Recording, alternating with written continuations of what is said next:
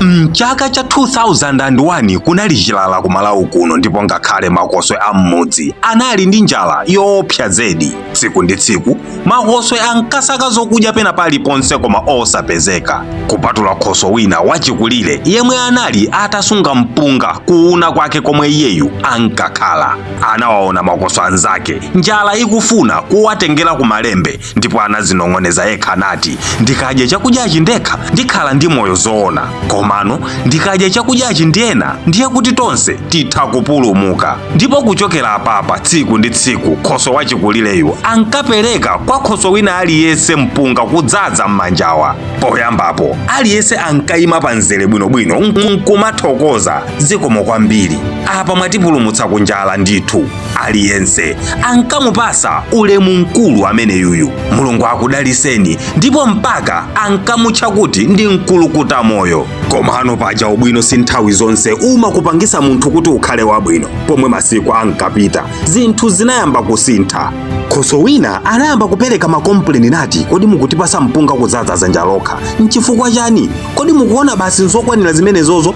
Ndipo Khoswe wina amvekere, amene yuyu ngati akufika poti gayira tonsefe kudya, wayenera kuti akubisa zambiri amene yuyu akuzisungira yekha. Ndipo makompleni amene wawa anasandukano mkwiyo, ndipo mpaka Makoswe ena anayamba kumamubera Khoswe uja mpunga iye akachokapo. Zinthu zomwe zinayamba ngati chifundo zinasandukano chipwirikiti. Ndipo tsiku lina Khoswe wachifundoyu anatsekula kuuna kwake nawaonesa achina Makoswe anzake nati, anzanga, ndinayesesa komano pepani zonse ndinali nazo panopa zatano monga mmene mukuoneramu. Ndi mawawawa palibe Khoswe yemwe anakhulupirira.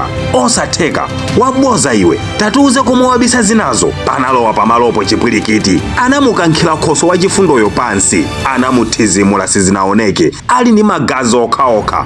Ulula apo zikuonekera. Komabe Khoswe anapuma mpweya wake omaliza asakudziwa choyenera kuululacho. Anazinong'oneza yekha nati, ndapereka kena kalikonse ndinali nako, komabe ndikulandira zilango zochuluka kuponsa omwe sanapereke kanthu. Nchifukwa chani chifundo nthawi zambiri chimabweresa maudani? Ichichi ndicho chilungamo chopwetekesesa cha moyowu. Mupeza mzimayi ali pa banja lake labwinobwino, ndipo ali ndi nzake yemwe wavutikisisa pokhala. Iye nkupempha amuna ake kuti chonde dadi, nzanga wavutika, tingomusunga kwa mwezi umodzi chabe. Mamuna nkuvomereza. Kungotha mawika awiri nkuwagwira anzako apa mtimawo ali pa ganyu olemetsa ndi amuna ako omwe. Chifundo chako nkusanduka mpeni wako oziphera wekha. Ku psychology iyi imatchedwa mati complex, pomwe ukathandiza munthu mavuto nkukupeza iwe osasimbika. Muona munthu akubwera usiku nkuzadandaula zoti wavutika kogona, akupita kutali ndiye waderedwa, angogona usiku okhawo, kummawa adzipita. Inu nkunchitira chifundo podzuka kummawa nyumba muli mbe, watenga kena kalikonse wapita. Mati complex. Si anthu onse omwe amalemekeza chifundo chanu, ambiri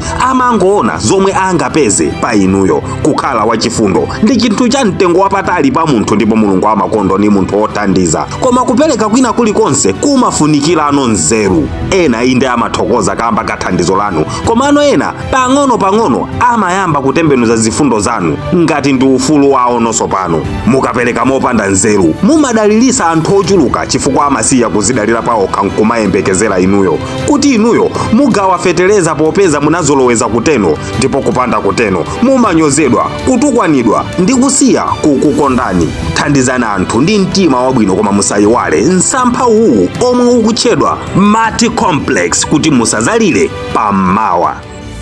Ndine Dini Studios, ndathokoza kwambiri kamba koonera nkhani. Musayiwale kupanga like komanso kuyika comment kuti timve zomwe inu mukuganizapo za nkhani. Ndipo pamapeto pakenso osayiwala kupanga share ndi kupanga tag anzanu aja nawonso azamve nawo za uthengawu.